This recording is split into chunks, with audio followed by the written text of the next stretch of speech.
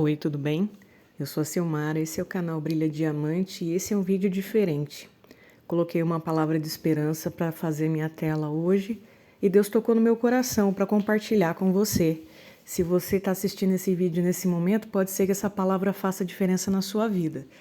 Essa é a canção nova e o Márcio Mendes vai pregar uma palavra de esperança. Salmo 126. Vou recortar versículos do 1 ao 6, para que você possa acompanhar conosco, ouvir este louvor ao Senhor, orar com esta palavra, porque quando nós oramos com a palavra de Deus é diferente. Orar com a palavra de Deus é diferente, porque a palavra de Deus é inspirada por Deus.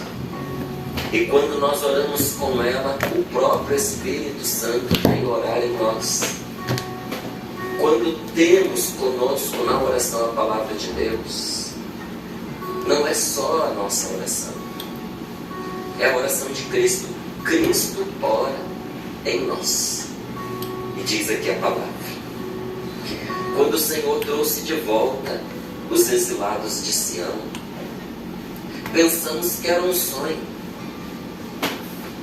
Então nossa boca transbordava de sorrisos e nossa língua cantava de alegria. Então se comentava entre os povos: o Senhor fez por eles maravilhas.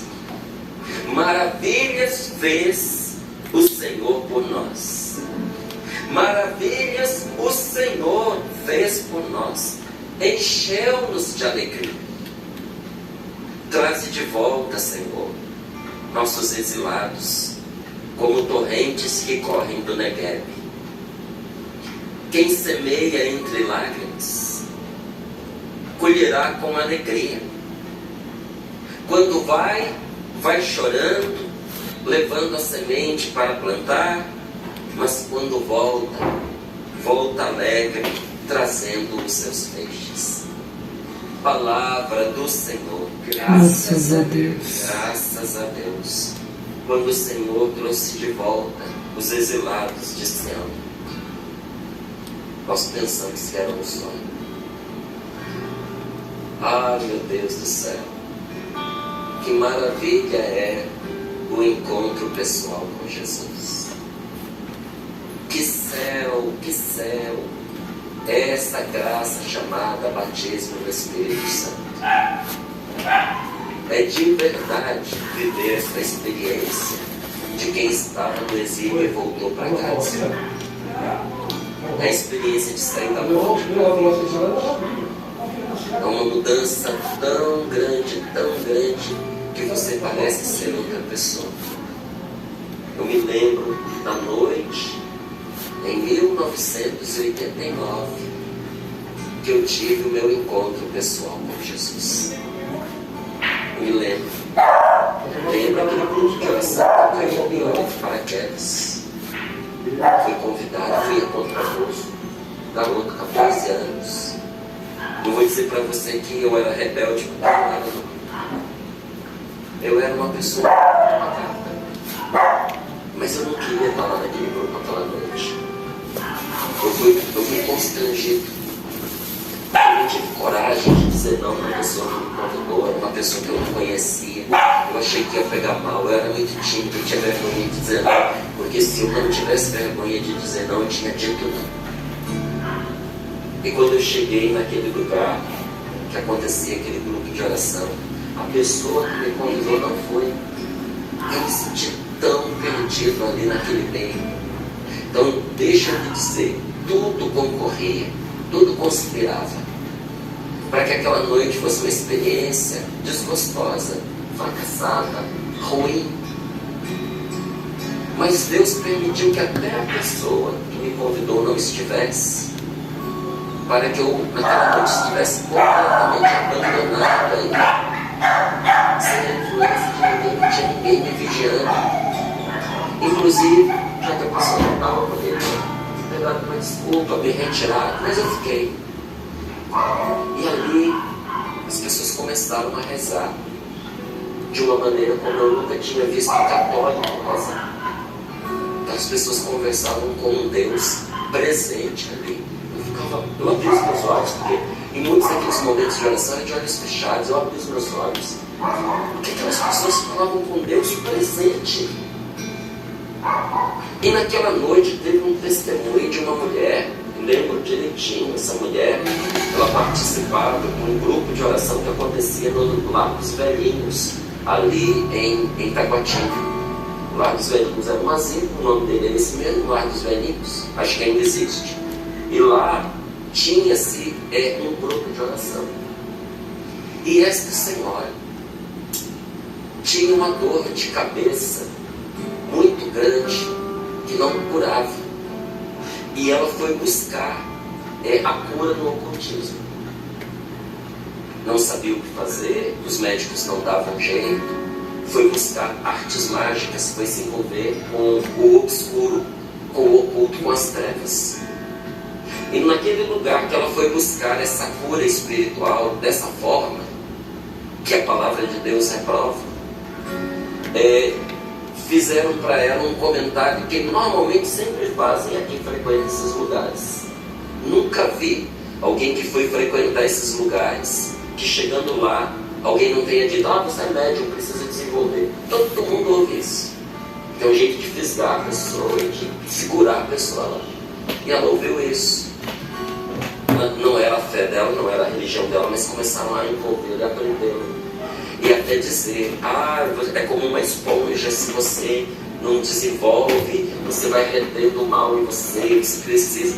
E ela disse que entrou nessa.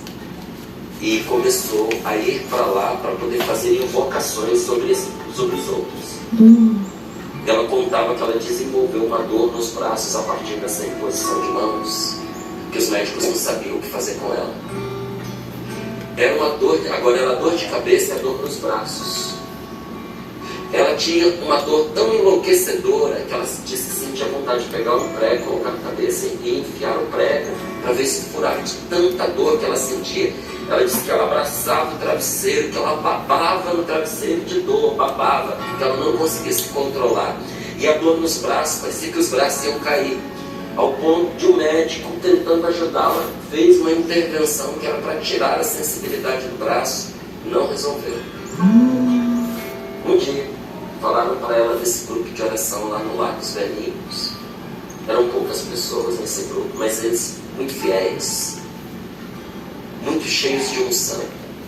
Quando começaram a rezar por ela, ela teve uma libertação espiritual. E aquele mal que a oprimia, a deixou. Os seus braços ficaram curados imediatamente. E a dor de cabeça que nem os remédios eram capazes de dar jeito, a abandonou para sempre. E naquele dia, no primeiro grupo de oração que eu fui na minha vida, eu escutei esse testemunho. E eu fui para casa extasiado. Mas eu também era tentado a não acreditar, porque era bom demais para ser ver. Parecia um sonho. Eu tinha ido para esse grupo com a intenção de não voltar mais. Falei, vou, porque eu disse que eu iria, mas participo hoje, não volto nunca mais. Eu estava determinado. Tudo mudou depois daquela noite. Eu saí daquele grupo, gente, fiquei perguntando assim, será que eu posso voltar? Eu tenho que esperar alguém me convidar de novo. Não vou esperar convite não. Eu voltei e eu fui vendo que essa maneira que o Espírito Santo nos conduz de orar carismaticamente, ela é transformadora. Ela torna a nossa vida cheia do poder de Deus. Outro dia eu brincava aqui com esta palavra, né? O que é poder? É aquilo que te faz poder. Porque a gente confunde poder com força bruta com violência. Às vezes o poder está na gentileza. Às vezes, por ser gentil, você consegue o que o bruto não consegue pela força. Então não confunda poder com força bruta. O poder é aquilo que, quando é necessário força, ele te dá força. Quando é necessário sabedoria, Ele te dá sabedoria. Quando é necessária a palavra correta no momento preciso, é isso que o poder te dá. Você entendeu o que é poder de Deus? É o que vai fazendo você ir podendo. E quando eu comparo o que era a minha vida antes com o que se tornou a minha vida depois, eu digo a você, a minha vida é uma vida desprovida de poder. A gente vive nesse mundo como se nós não fôssemos filhos de Deus, e nós somos. Como se nós não fôssemos imagem e semelhança de Deus, e nós somos. Como se as nossas palavras fossem vazias, e não deveriam ser. As nossas palavras sempre deveriam ser cheias da graça de Deus, da bênção de Deus, da unção de Deus. Porque da mesma maneira como pela sua palavra Deus criou o mundo, pela palavra que Deus nos dá, inspiradas pelo Espírito Santo, o Senhor muda as realidades presentes. Por isso que uma bênção faz toda a diferença, sobretudo a bênção de um pai sobre seu filho, a bênção de uma mãe sobre seus filhos, sobre sua filha. A bênção de um pai, meu amigo, cura o coração. A bênção de um pai torna exitosa, torna cheia de êxito, torna próspera a vida do filho. A bênção de um pai abre caminhos para ele. E a bênção, o que é a bênção? É a palavra bendita que um pai pronuncia sobre o seu filho em Deus, desejando a ele todo o bem e sobretudo a sua salvação. E diz a palavra de Deus que a maldição de uma mãe arrasa até os alicerces de uma casa, até os ossos de uma pessoa. E a bênção de uma mãe torna pródigo um filho, cheio de frutos. Como é que a gente vive sem tocar isso, meu Deus do céu? Como é que a gente vive tendo a margem da nossa vida, um Deus que é nosso amigo? Pôr a margem é pôr na periferia da nossa vida. É não permitir que Ele seja o centro da nossa vida. Sabe quando que você se torna uma pessoa verdadeiramente rica? Quando Deus é seu tudo. E a gente acha que quando Deus é o nosso tudo, não sobra nada pra gente. Porque Deus é o tudo, ocupou todas as coisas. Meu irmão, quando Deus é seu tudo, você se torna a pessoa mais rica do mundo, porque todas as possibilidades se abrem para você. E todas as possibilidades abertas, não é tudo ao mesmo tempo, porque isso te esmagaria. Até você ter todas as possibilidades abertas para você em Deus é um bem, porque você não precisa carregar todas as coisas nas suas costas. Tem gente que acha que ter muitas possibilidades é acumular matéria, acumular bens, acumular certas relações. Isso é sufocante, esmagador. Por que você tem todas as possibilidades? É você ter esse Deus Todo-Poderoso, a quem não importa o que você vai enfrentar, em que situação você precisa recorrer, na certeza de que mais do que um cofre, do que um lugar onde você tem escondido um depósito dos maiores tesouros, muito mais do que isso, você tem toda a força desse Deus com você, porque Ele quis te dar, porque te ama. Eu fico encantado com aquela palavra, por isso que muitas vezes eu volto a ela. Onde dois ou mais estiverem reunidos no meu nome, eu estarei no meio deles. E tudo que eles pedirem, se estiverem de comum acordo, eu darei, eu farei. Esse Deus é louco. Louco de amor por nós. Quando Ele diz isso, Ele colocou todo o céu à nossa disposição.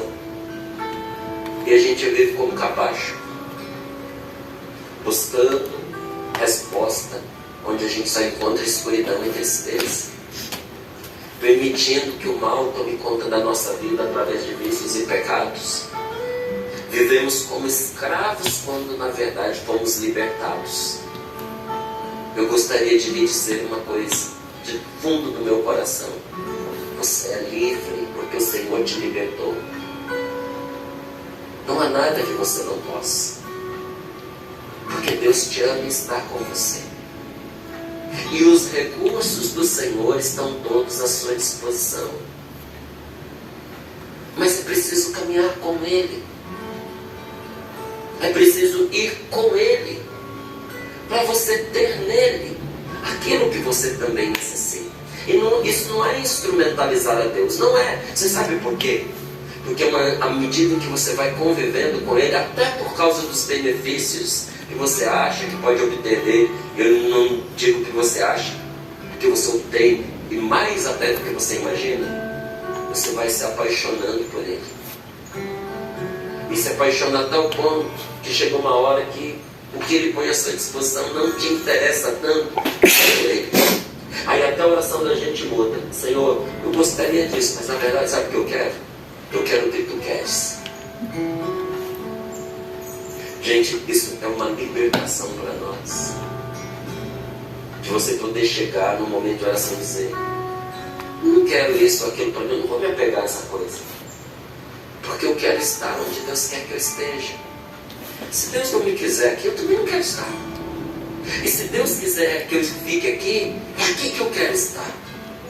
E se Deus me colocou aqui, não há força humana que possa me tirar. E se Deus não me quer mais aqui, não adianta eu me agarrar àquilo, porque eu não vou ter forças para poder resistir. Inclusive porque não será o meu bem. Então, em vez de você dizer simplesmente: me dá isso, me dá aquilo, e pode, tá? E pode.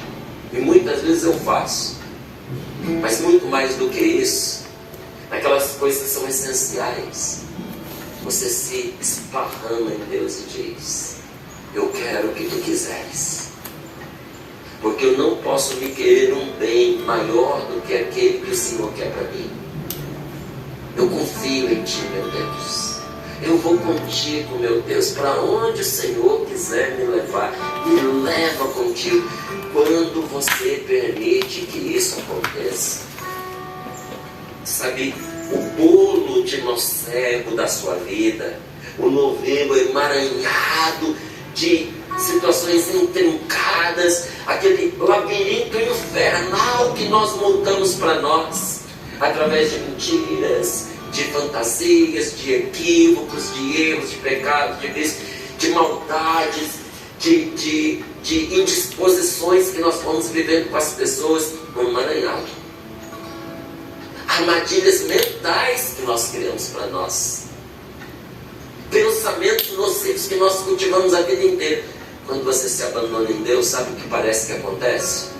Ele pega aquele bolo de nocebo que está na nossa vida e mergulha no óleo do Espírito Santo, suave, e vai desfazendo todos os nós que estavam amarrando a nossa vida, como Ele está fazendo isso agora com muitas pessoas que estão escutando esta palavra.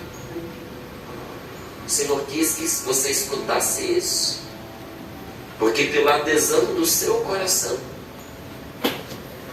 pelo desejo que você teve agora, de que Ele fizesse isso com você, Ele está fazendo agora. Vai desatando os nós da nossa vida. E quando você vê, você descobre que uma vida simples não significa uma vida pobre.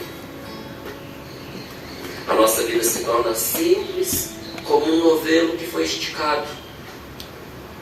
Não tem mais aquela complexidade, não tem mais aquelas dificuldades, mas vida abençoada, vida rica. Eu me sinto a pessoa mais rica do mundo e não tenho nada. Não tenho. E o pouquinho que eu tenho, não estou apegado, porque eu sei que vai ficar. Não vou levar isso comigo para lugar nenhum.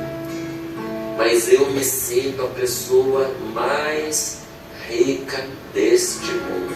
Antes de ontem, eu sentado à mesa com a minha esposa, porque é a pessoa que eu mais gosto de conversar, minha mulher. É a pessoa que eu mais gosto de conversar. Quando a gente consegue parar para estar os dois juntos. Tem umas conversas tão boas entre nós. Eu dizia para ela, Deus nunca me traiu. Nunca. Quando foi para eu entrar na Canção Nova, foi muito difícil para o meu pai, sobretudo porque ele tinha medo que o filho dele ficasse desamparado materialmente. Porque meu pai passou muita necessidade na vida, passou fome.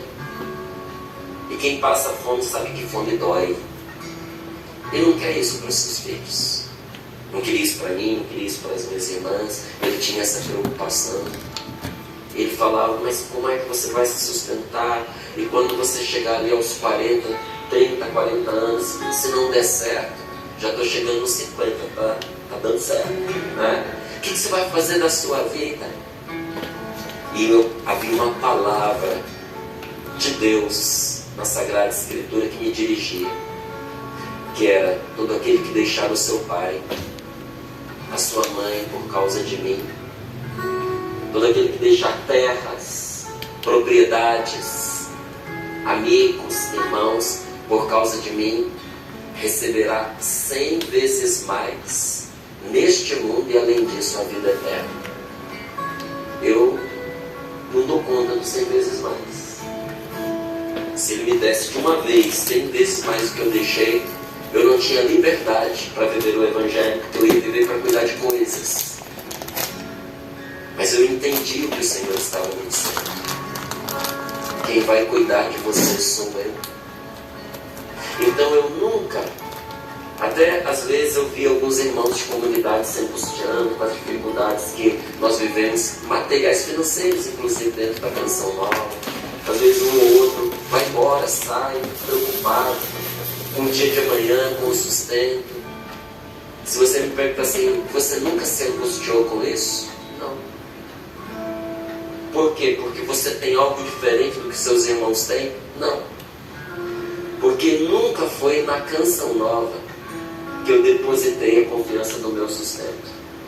Nunca foi. Por isso eu nunca me revoltei, por isso eu nunca cobrei, por isso eu nunca me importei se quando eu pedi isso ou aquilo aqui dentro, se me deram ou não me deram. Às vezes até coisa por evangelização. A gente pedia, não tinha dinheiro, não ganhava. Alguns ficavam revoltados. Eu não. Por quê? Porque não foi a Canção Nova que me prometeu isso. Quem me prometeu isso foi o meu Senhor. Nunca tive de sobra e nunca tive de falta. E quando as coisas foram apertadas, é porque Deus queria ali naquela situação me ensinar, me libertar, sabe? De alguma maneira Ele estava cuidando de mim.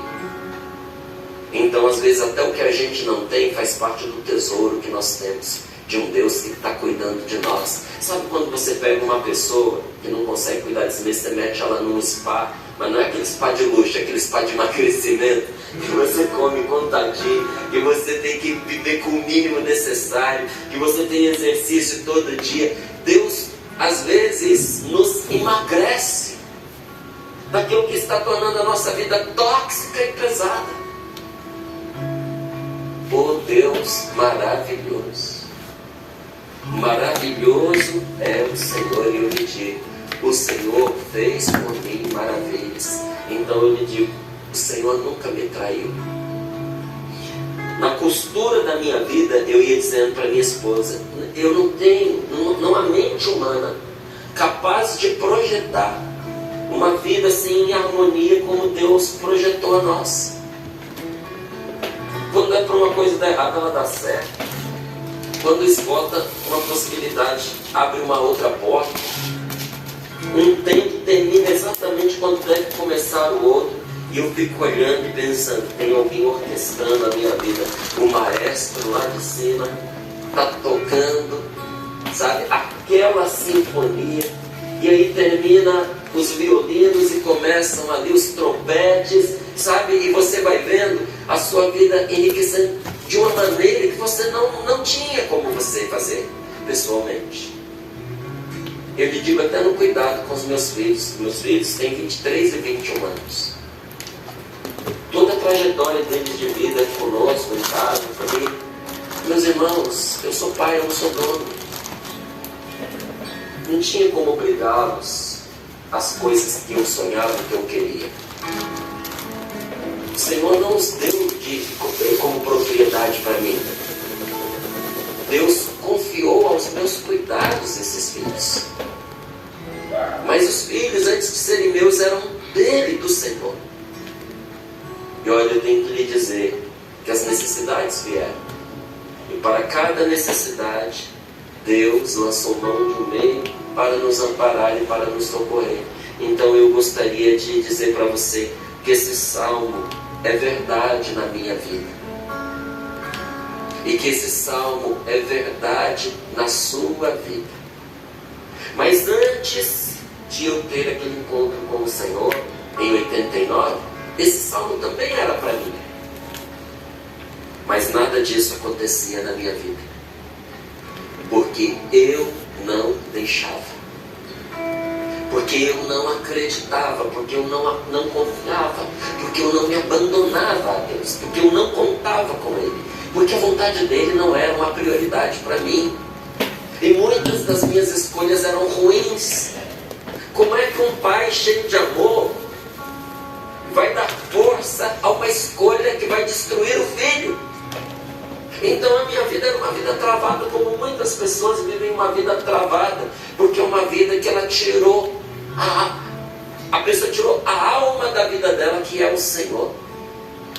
Agora, e depois que você teve o seu encontro pessoal com Jesus, Ele é o tesouro. O Espírito Santo, nossa maior riqueza. O resto é resto. O resto Deus dá por acréscimo. Quando você busca o Senhor na sua vida, o resto vai chegando na medida da necessidade, aos pouquinhos. Não é difícil você topar com uma pessoa que sofre com a inveja. E o invejoso, gente, dói nele a vitória do outro, os relacionamentos do outro, as possibilidades, até materiais do outro. Aí o invejoso, ele precisa fazer o mal. Já que aquela pessoa me incomoda, eu preciso destruí-la de alguma forma. E se eu não posso pôr a mão nela, eu vou destruir a imagem dela. Eu vou falar dela. Às vezes alguém cutuca e diz: você viu fulano? Tem isso e tem aquilo. Como é que pode uma pessoa de Deus e essas coisas? Eu pergunto para ela: como é que você acha que essa pessoa devia viver? Eu acho que ela não devia ter as coisas que ela tem ou fazer o que ela faz. Eu falei: então, não tenha você. E não viva você o que ela está vivendo. Não. Falei: o que ela faz está te impedindo de você viver coerentemente do jeito que você está apontando? Cara, a pessoa tem uma dificuldade de responder, porque é um golpe que ela não espera.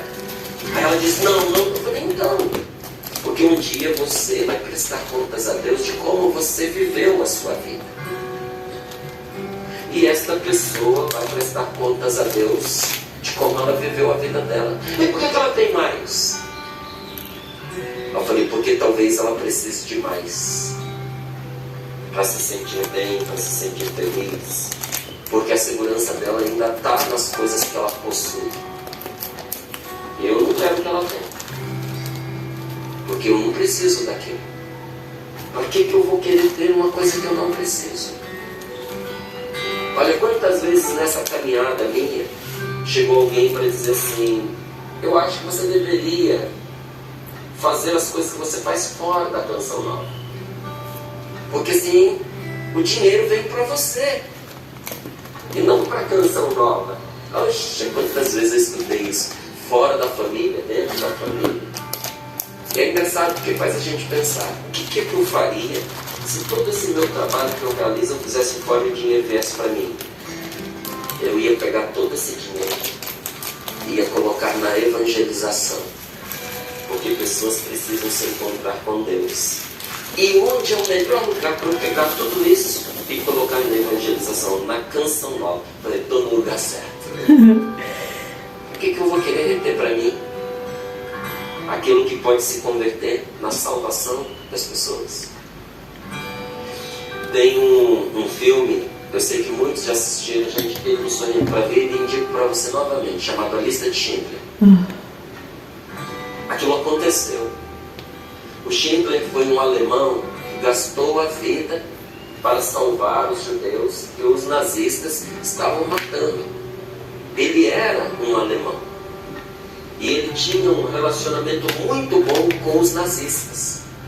Mas Schindler foi percebendo, ele começou pelo egoísmo, pelo dinheiro, pelo materialismo. Ele viu na guerra uma possibilidade de ele ficar rico e ficou muito rico. Ele falou, vou aproveitar isso aqui para fazer dinheiro. Mas à medida em que ele foi vendo o que estava acontecendo com aquelas pessoas humanas, ele disse, não está certo. Ele começou a usar o patrimônio que ele tinha ganhado para comprar essas pessoas.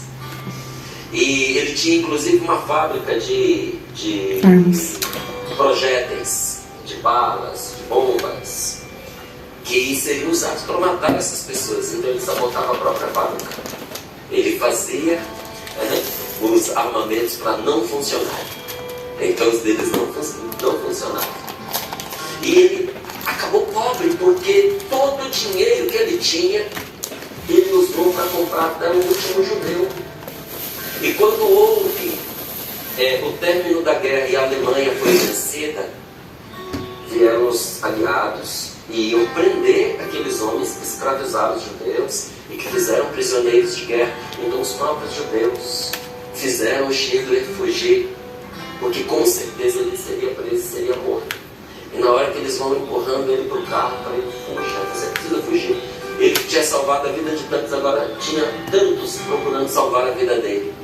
A hora que ele estava entrando no carro, ele viu que ele tinha um alfinete, como dizem os portugueses, e um broche, como se diz aqui no Brasil, de ouro na lapela. E ele pegou aquilo e disse, eu poderia ter vendido isso e conseguido salvar mais uma vida. E quando ele foi entrar no carro, ele olhou para o carro, para que esse carro? Quantos eu não poderia ter salvo através desse carro? Eu não quero chegar no final da minha vida, olhar para trás e pensar, eu poderia ter feito algo mais para poder ajudar as pessoas. Gente, não vale a pena a gente viver para a gente mesmo. Maior tentação, maior ilusão do diabo para nós é fazer a gente pensar que uma vida vivida para nós mesmos vale a pena. O céu é viver para os outros. Quem não se guarda para si, experimenta o paraíso aqui nessa terra. Experimenta o que esta palavra diz, quando o Senhor trouxe de volta os exilados de Sião. Porque muitos de nós estamos exilados no nosso egoísmo, nos nossos projetos de fantasia, de ilusão. Por que eu digo projeto de fantasia, de ilusão? Porque na prática eles não funcionam. Na prática eles não vão trazer para você o resultado que você imagina. A gente já fez essa experiência, a gente sonha, a gente busca uma coisa, quando você chega lá não era o que você pensava. É igual miragem no deserto, você está vendo ar, quando você chega lá é só areia. É igual o final do arco-íris. De vez em quando aqui na região do Vale do Paraíba tem umas chuvazinhas, uma garoazinha, que faz o arco-íris parecer que está aqui do lado. Vai atrás do pote de ouro, na ponta do arco-íris. Você nunca chega lá. Quando você chega onde você mirou, não tem nada ali. Quantos de nós fomos iludidos pelo erro, pelo mal, pela tentação, de que se a gente viver para a gente, nós vamos ser felizes. Aprenda a viver para os outros. Aprenda a se doar, aprenda a amar. Saia desta terra para outra terra. Saia da escravidão para a vida. E aí você vai entender o que o salmista diz aqui, olha.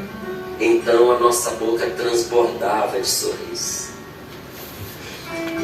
Eu já vi isso várias vezes, mas eu lembro de uma noite no Rio de Janeiro, naquele calorzinho gostoso do Rio, parece um purgatório, sabe?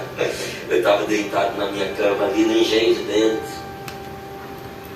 Eu não conseguia dormir de felicidade, de graça. Uma alegria, eu não conseguia dormir de alegria. Tem gente que não consegue dormir de tristeza, eu não conseguia dormir de alegria. Eu estava igual um idiota. idiota feliz. Sorrindo para esse povo, consciente de que aquela alegria não tinha outra razão de ser, a não ser a presença de Deus ali junto de mim. Minha boca transbordava de sorrisos, minha língua cantando de alegria. E então se comentava entre os povos: o Senhor fez por eles maravilhas. A caminhada com Deus é uma caminhada de maravilhas. Eu já vi tanta coisa bela que eu tenho que escolher o que eu posso dizer para umas pessoas e para outras. Não dá para contar tudo e a pessoa acreditar, não dá. Se a gente for contar todas as maravilhas de Deus que nos envolvem, se torna inacreditável. E algumas coisas são tão graves e tão profundas do que o Senhor fez para nós, que tem que ficar só no segredo entre nós e Deus. Os maiores milagres, as maiores libertações, as graças mais profundas que nós recebemos, que pena, ninguém vai poder saber, porque é um segredo entre você e Deus, entre eu e Deus. Só Ele sabe o bem que Ele fez para mim. Só eu sei o que fez por mim o Senhor. Mas as outras tantas coisas que dá para a gente contar se tornam inacreditáveis se você alinhá-los. Sabe por quê? Porque fica parecendo um sonho. Fica parecendo um sonho. Estou escrevendo novamente e trouxe comigo vários dos testemunhos que eu escutei aqui sobre a medalha das duas cruzes, tantos que a Valdênia partilhou aqui com a gente. E tem hora que eles ficam expostos ali na mesa. Eu falei: gente, será que dá para colocar no livro? Vai ficar inacreditável. Porque maravilhas o Senhor fez por nós e encheu-nos de alegria. E no meio de todo esse conto de louvor, conto não é historinha, conto é de contato, de testemunhado, tem uma pequena oração. Versículo 4. Reza comigo agora. Reza pela sua família. Reza pelos seus filhos que se perderam. Reza pelo seu esposo que está perdido. Reza pela sua esposa que não está sabendo viver, que não está conseguindo ser feliz com o que ela tem. Reza e diz: Senhor, traze de volta os nossos exilados. Senhor, traz de volta Senhor, os nossos traz de exilados. volta aqueles que na nossa casa se perderam. Senhor, traz de volta a nossa casa se Você perderam. que ainda não viu o resultado das suas orações, que escuta até entre lágrimas as boas coisas a respeito do Senhor. Olha, esta palavra é para você. Quem semeia entre lágrimas, colherá com alegria. Ainda não chegou o resultado das lágrimas que você está semeando, mas as lágrimas que você está plantando em Deus vai dar resultado. E um dia o que você está pedindo a Deus não será dado exatamente como você pediu, será dado mais. Será dado a você multiplicado por tantas e tantas vezes que você rezou sem ver a resposta. Vai ser grande. Vai ser grande. Quem semeia entre lágrimas, colherá com alegria. Quando vai chorando. Mas não para não. Vai chorando. Enxuga as lágrimas, vai pelo caminho. A gente avança assim, sabe, gente? Às vezes entre lágrimas, vamos chorando, enxugando as lágrimas, elas vêm de novo. Vai chorando pelo caminho, levando a semente para plantar. É a semente da paciência, da tolerância, do perdão. Vai semeando, vai semeando, vai semeando. Vai semeando entre lágrimas. Na ida você vai chorando, mas quando volta alegre. Recolhendo os peixes e dizendo: valeu a pena cada lágrima, porque o Senhor fez por mim maravilhas. Santo é o seu nome. Vamos orar.